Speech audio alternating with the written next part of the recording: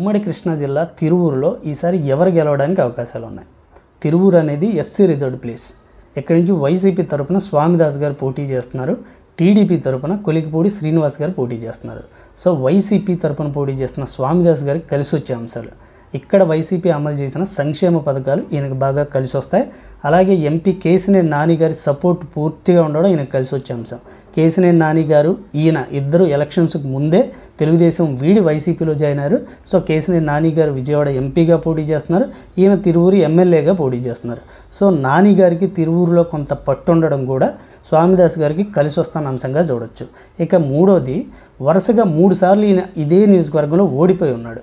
So sympathy కూడా నాకు కలిసి వస్తుంది, ఈసారి ఖచ్చితంగా నేను గెలుస్తాను అని స్వామిదాస్ గారు అయితే ధీమాతో ఉన్నారు. ఇక ఈయనకి నెగిటివ్గా మారే అంశాలు, ప్రభుత్వం మీద ఉన్న వ్యతిరేకత మొదటి నెగిటివ్గా కనపడుతుంది.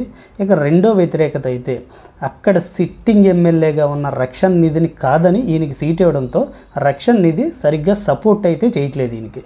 సో ఇది భారీ మైనస్గా మారే అవకాశాలు కనపడుతున్నాయి. ఇక కొలికిపూడి శ్రీనివాస్ గారికి కలిసి వచ్చే అంశం, కొలికిపూడి శ్రీనివాస్ గారు అమరావతి ఉద్యమంతో బాగా పాపులర్ అయ్యారు. అమరావతి ఉద్యమంలో కీ రోల్ పోషించాడు. అలాగే రామ్ గోపాల్ వర్మని చంపితే వాళ్ళకి ₹1 కోటి ఇస్తానని ప్రకటించాడు. ఆ ప్రకటనతో ఈయన రాష్ట్ర వ్యాప్తంగా బాగా పాపులర్ అయ్యాడు.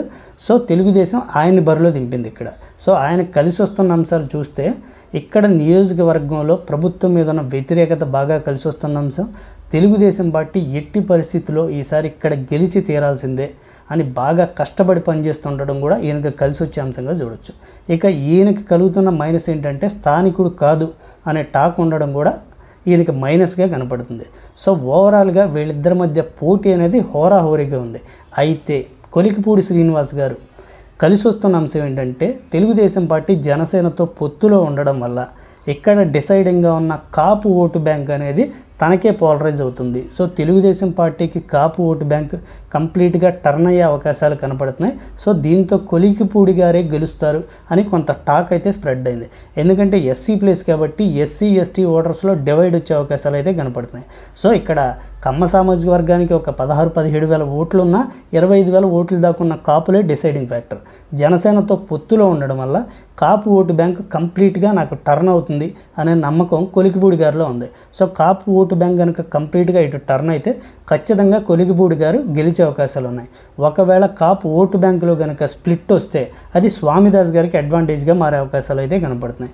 సో ఈ నియోజకవర్గం తీసుకుంటే ఖచ్చితంగా విజయ అవకాశాలు ఇద్దరికీ సమానంగానే ఉన్నాయి.